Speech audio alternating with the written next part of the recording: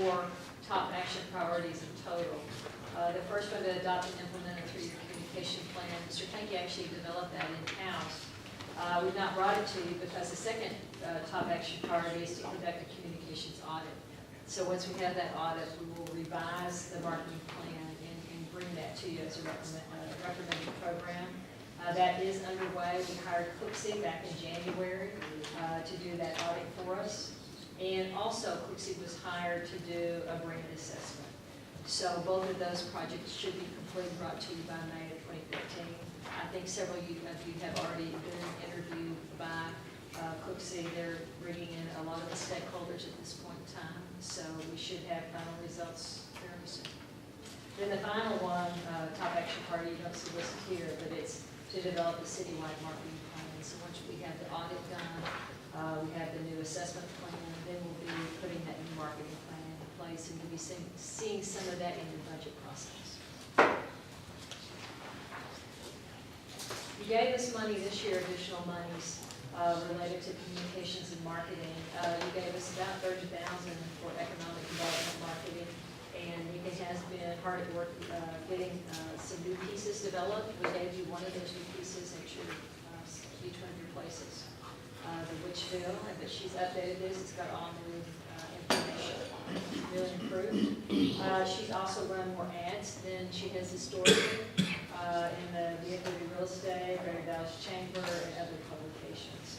We've also continued to utilize the digital billboards. We have 6 of those now throughout the community, and the value that we calculate that we can benefit is about $300,000 in marketing. It's very significant. Big move number 9, sustainability. Your top action priority there is to conduct an audit of existing city sites and facilities. We have hired UNT to do that study for us. That study is underway, and you'll have a report from them, a preliminary report tomorrow. They're going to be discussing kind of the ins and outs of the study and what they're going to be looking at. Top action priority number 2, to establish enhanced design standards for new city sites, facilities, and private developments. As we've gone through the Blue Ribbon process, one thing we've emphasized as we've done some preliminary work with architects is green code. So everything that you're going to see on Saturday as far as design does have that green code in mind and has been taken into account. Landscaping standards, smartscape, we're going to be discussing that tomorrow on Friday. Both Lisa and Cleve have done quite a bit of research, and we'll be bringing an ordinance to you in the near future, but tomorrow you're going to see the concepts. This year you also gave us money, $56,000, to try to increase the efficiency of various city facilities. And that is underway.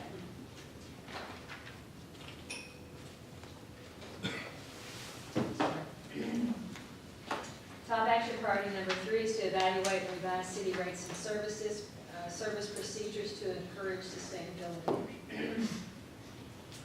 So one major program change that you did this year was your trash and recycling program. So you went to once a week trash. Certainly got a number of phone calls from that. But I think it's having a very positive effect. So your diversion rate was increased from 11 to 17%. I think that's pretty significant. And we have 66% of your households that are now involved in recycling, which I think is pretty significant also. And the exciting thing is that your apartment recycling is going to kick off in April, so that plan will be in place. I was volunteering at the Household Hazardous Waste program last Saturday, and this one guy comes once a month, and he literally brings a car filled with all of the recycling. All his bottles are cleaned up and everything. He lives in an apartment, but he keeps them all and he brings them once a month. So we've got a lot of people that are looking forward to apartments being able to participate in this program. Cleans his bottles out. Sir? Cleans his bottles out. He cleans his bottles out. It's all nice and neat and clean. You're supposed to. I mentioned that. I don't take a brush and clean it. patrol vehicle replacement, we switched to the EcoBoost engine, and we're seeing some very positive results from that. A 9% increase in efficiency, and when we're talking about patrol cars, that's pretty significant. I think the officers still are able to fully function with these. They seem to be managing this part. Yeah, that's exactly right. We had some discussions about that. Your water management plan, we did implement mandatory year-round watering restrictions. And during June, July, and August, we saw 11% increase in consumption. Now, overall, throughout the year, it's about 3% decrease in consumption. Thank you. None of it still met the goal for the stage one to achieve that type of water reduction that did be the plan. Top action priority number 4, to enable Lewisville residents and businesses to make sustainable mobility choices.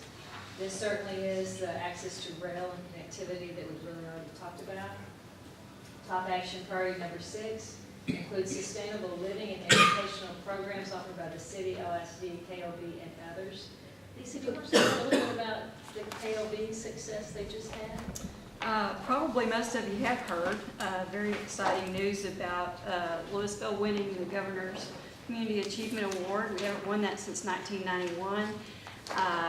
Amy was on cloud 9, I think she still is, but she did a wonderful job of pulling together all of the programs that are done through the school district, through the city, through civic groups, through the city as a whole. It's not just the city organization, nor just Keep Lewisville Beautiful's efforts. So she worked really hard to pull all that together, but it's a $290,000 award that we'll be able to work with TxDOT on doing a project here in Lewisville. So it's a great project.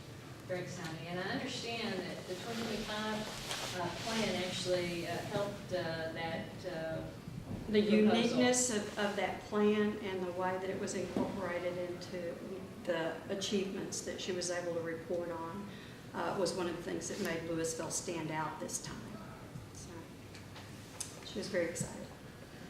So tomorrow you're going to spend more time on sustainability with UNT, and Karen has some various comments to make about sustainability. So we'll move with that on to big move number 7, identity focal points. Back in January, we spent Saturday with the council talking about identity focal points in relation to I-35. What we do have in process, you're going to be seeing the next meeting in April, will be a contract for designing your overlay district, which you directed us to do back in January. Also, you're seeing some pretty visible improvements along I-35 with the aesthetics program. It's starting, and actually we saw the fish earlier, so you're starting to be able to see what that's actually going to look like along I-35 to change the character of that intersection. So you have your 3 identity focal points, your center gateway. One of the action priorities related to that is to consider road rerouting at Mill and Business 121. That is a project that is included in the Blue Ribbon project for you to consider funding for that. Northern Gateway, work with master developer and landowners to help incentivize Lewisville's potential to create a waterfront resort. Mr. Petty and Associates is hard at work at that, and hopefully we'll have some updates for you fairly soon on that project.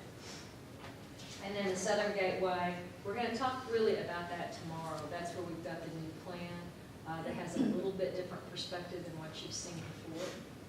And we'll spend some more time on that tomorrow. This map actually shows you new retail and restaurant additions. The blue boxes are the restaurants that are being taken by I-35. Eric, do you want to just go from kind of north to south and point out some of the new restaurants? Sure. So this is San River at 121 and 35 north to south city limits. So you can see the red here is the direct connect from southbound 121 to northbound. You know, you've seen the signs, Abuelos, Frankie's, Mimi's, and up through the chain, Olive Garden, all these restaurants are in some phase of going out. Abuelos is closed. They took some of these down. Not Olive Garden. That's the only one. They're phase 2. Right, but they're still scheduled. They will be gone. to be out. That's two. So they put some salt grass in a new location, and they are proceeding, is over here. We're going to come up through the quarter. This is the old Tony Roma's, or the old, what was it after that? Chaucer. There you go, Chaucer location.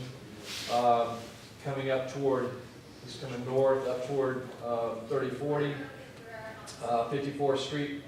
Grill and Bar is going in on the corner. Panera Bread is coming into the old Johnny Carino's here.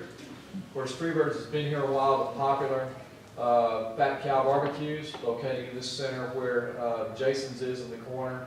Here, Home Zone, Burke's Outlet, Hobby Lobby. These centers are starting to see quite a bit of activity. We have a Baja Fresh out east on 3040 next to Taco Casa, Burger Street, and some activity there. Moving north, Total Wine over in the strip center here that used to be the old original Target Center. Golden Corral is looking at this lot on Storage Court. What is it, Dave? Storage Court? Storage Court, there you go. This location, they are talking to staff, they've been to the DRC. They seem serious about buying this, putting a facility there. Of course, you did the Matitos deal up here with the old Fox and Hound. They're been a little delayed in getting started, but we should see some activity within 30 to 60 days in getting that going. So they're excited about that. So kind of what's going on from south to north in this sector of Lewisville. Nikki, you want to talk a little bit about employment centers? So we've had some very significant economic development agreements in the past year. We just actually sent back our agreement for Hoya Optical. It should be getting on the agenda again in April. This is where Hoya is an international company, has been headquartered in Lewisville. And for their expansion plans, they were looking at a lot of other communities, including leaving out of the state of Texas.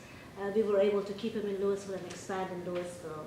So they are going to invest another $13 million into the facility and hire 120 new jobs. Of course, Majestic Airport Center continues with their expansion. The 1 million square feet that they have just built is getting very close for a one-user deal that hopefully will be coming before you to discuss that, just in case that particular user is a huge user, the one that they're discussing. So they may want to ask for a little more incentives from us, so we'll be coming back to you. But that's very, very significant if they move in. I'm sorry? For Stacy or for Majestic?